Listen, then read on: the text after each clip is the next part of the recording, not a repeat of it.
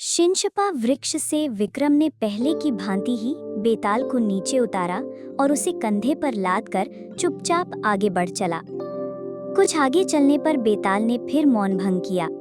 वो बोला, राजन, तुम एक कथकर कार्य में लगे हुए हो जिससे मुझे तुम अत्यंत प्रिय हो गए हो। अतः रास्ते में तुम्हारे श्रम को भुलाने के लिए तुम्हें मैं ये कहानी सुनाता हूँ। बहुत पहले उज्जैनी में हरि स्वामी नाम का एक सद्गुणी ब्राह्मण रहता था।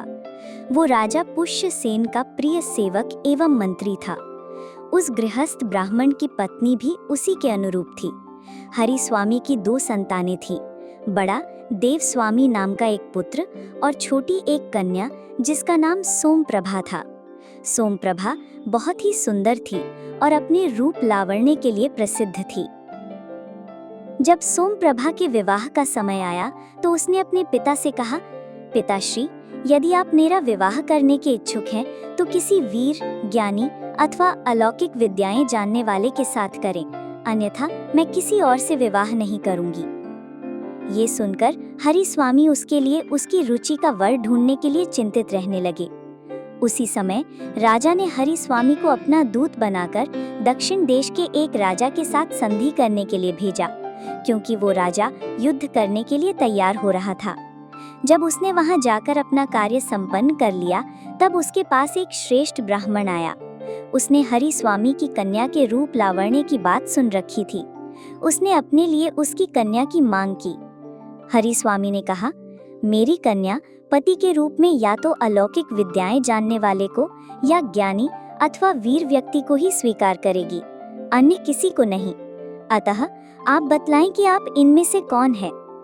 इस पर उस ब्राह्मण ने कहा, ब्राह्मण श्रेष्ठ, मैं अलौकिक विद्याओं का ज्ञाता हूँ। हरि स्वामी ने तब उससे अपनी विद्या का कुछ चमत्कार दिखलाने को कहा। उस ब्राह्मण ने अपनी विद्या के प्रभाव से तत्काल एक आकाशगामी रथ तैयार कर दिया।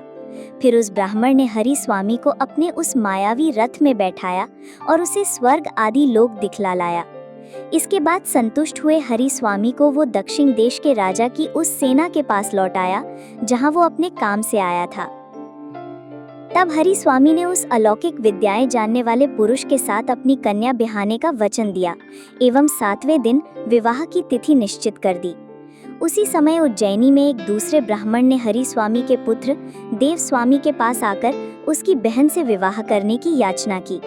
देव स्वामी ने जब उसे अपनी बहन की शर्तें बताईं तो वो ब्राह्मण अपनी विद्या का कौशल दिखाने को तत्पर हो गया और उसने अपने अस्त्र शस्त्रों के कौशल का प्रदर्शन किया। ये देख देव स्वामी ने उसी के साथ अपनी बहन का विवाह करने का निश्चय कर लिया। अपनी माता की अनुपस्थिति में उसने भी ज्योतिषियों के कथनानुसार 7वें दिन ही विवाह का निश्चय कर लिया। उसी समय एक तीसरे व्यक्ति ने भी सोमप्रभा की माता के सम्मुख स्वयं को ज्ञानी बताते हुए उसकी बेटी से विवाह करने की याचना की। उसने ज्ञानी होने का प्रमाण भी दिया, जिससे प्रभावित होकर सोमप्रभा की माता ने उससे 7वें दिन अपनी कन्या का विवाह करने का वचन दिया। अगले दिन हरि स्वामी घर लौट आया।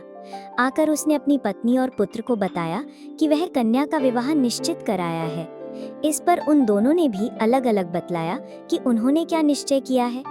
उनकी बातें सुनकर हरि स्वामी चिता में पड़ गया कि एक साथ 3 व्यक्तियों के साथ उसकी कन्या का विवाह कैसे होगा। अनंतर विवाह की निश्चित तिथि को ज्ञानी, वीर और अलौकिक विद्याएं जानने वाला ये तीनों ही वर हरि स्वामी के घर पहुँचे। इसी समय एक विचित्र बात हो गई। ब्राह्मण की कन्या सोमप्रभा, जो वधू बनने वाली थी, अचानक कहीं गायब हो गई। ढूंढने पर भी उसका कोई पता न चला। तब घबराए हुए हरि स्वामी ने ज्ञानी पुरुष से कहा, हे ज्ञानी, अब झटपट यह बताइए कि मेरी कन्या कहाँ है। यह सुनकर ज्ञानी ने अपने ज्ञान द्वारा पता करके उसे बतलाया, हे ब्राह्मण श्रेष्ठ, आपकी कन्या को धूमशिख नाम का एक राक्षस उठाकर विंध्याचल के वन में स्थित अपने घर में ले गया है। ज्ञानी द्वारा ऐसा बताए जाने पर हरि स्वामी भयभीत हो गया। वह बोला, हाय हाय, अब वह कैसे मिलेगी और उसका विवाह भी कैसे होगा। यह सुनकर अलौकिक विद्याएं जानने वाला युवक बोला, आप धैर्य रखें, ज्ञानी के कथनानुसार वह कहाँ ले जाई गई है, मैं अभी आपको वहाँ ले चलता हूँ। यह कह क्षण भर में ही उसने सभी अस्त्रों से सजा एक आकाशगामी यान बनाया और उस पर हरि स्वामी, ज्ञानी तथा वीर को चढ़ाकर उन्हें विंध्याचल के उस वन में ले गया जहां ज्ञानी ने राक्षस का भवन बताया था। यह वृत्तांत जानकर राक्षस क्रोधित हो गया और वह गर्जना करता हुआ बाहर निकल आया।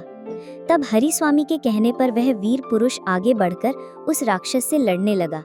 तरह तरह के अस्त्रों से लड़ने वाले उन दोनों मनुष्य और राक्षस का युद्ध बड़ा आश्चर्यजनक हुआ। अपनी भार्या के लिए जिस तरह राम रावण से लड़े थे, वैसे ही ये दोनों भी लड़ने लगे। कुछ ही देर में उस वीर ने एक अर्धचंद्राकार बाण से युद्ध में मतवाले उस राक्षस का मस्तक काट गिराया। राक्षस के मारे जाने पर वे सभी अलौकिक विद्याएं जानने वाले ब्राह्मण के रथ से वापस लौट पड़े। हरि स्वामी के घर पहुंचकर विवाह का समय आने पर उस ज्ञानी, वीर एवं अलौकिक विद्याएं जानने वाले के बीच झगड़ा पैदा हो गया। ज्ञानी ने कहा, यदि मैं न जानता कि सोमप्रभा कहाँ छिपा कर रखी गई है, तो उसका पता कैसे पता पाता? इसलिए उसका विवाह मेरे साथ ही होना चाहिए। इस पर अलौकिक विद्याओं के ज्ञाता ने कहा, यदि मैं आकाशगामी रथ न बनाता तो पल भर में वहां आना जाना कैसे हो पाता? रथ पर बैठे राक्षस के साथ बिना रथ के युद्ध भी कैसे संभव होता? इसलिए यह कन्या मुझे ही मिलनी चाहिए। यह विवाह मैंने जीता है। तब उस वीर ने भी अपना पक्ष उनके सामने रखा। वह बोला, यदि मैंने अपनी शक्ति से उस राक्षस का संहार न किया होता तो आप लोगों के प्रयत्न करने पर भी इस कन्या को कैसे वापस लाया जा सकता था? इसलिए इस कन्या पर तो मेरा ही अधिकार बनता है। यह कन्या मुझे ही मिलनी चाहिए। इस प्रकार उन तीनों का झगड़ा सुनकर हरि स्वामी का मन उद्भ्रांत हो गया और वह अपना सिर पकड़कर बैठ गया। इतनी कथा सुनाकर बेताल ने विक्रम से पूछा, राजन, अब तुम ही बताओ कि वह कन्या किसको मिलनी चाहिए? ज्ञानी को, वीर को, अथवा अलौकिक विद्याएं जानने वाले उस व्यक्ति को? सब कुछ जानते हुए भी यदि तुम इसका उत्तर नहीं दोगे तो तुम्हारा सिर फटकर कई टुकड़ों में बट जाएगा। बेताल की यह कथा सुनकर अपना मौन तोड़ते हुए विक्रम बोला, बेताल, वह कन्या उस वीर को ही मिलनी चाहिए, क्योंकि उसी ने उद्यम करके अपने बाहुबल द्वारा उस राक्षस को युद्ध में मारा और उस कन्या को अर्जित किया था। विधाता ने ज्ञाना और अलौकिक विद्याएं जानने वाले को तो उसका काम करने के लिए माध्यम मात्र बनाया था। तुमने ठीक उत्तर दिया राजन, पर तुम अपनी शर्त भूल गए। तुमने मौन भंग किया और शर्त के अनुसार मैं फिर स्वतंत्र हो गया। यह कहकर बेताल राजा के कंधे से उतरकर वापस अपने वृक्ष की ओर उड़ गया।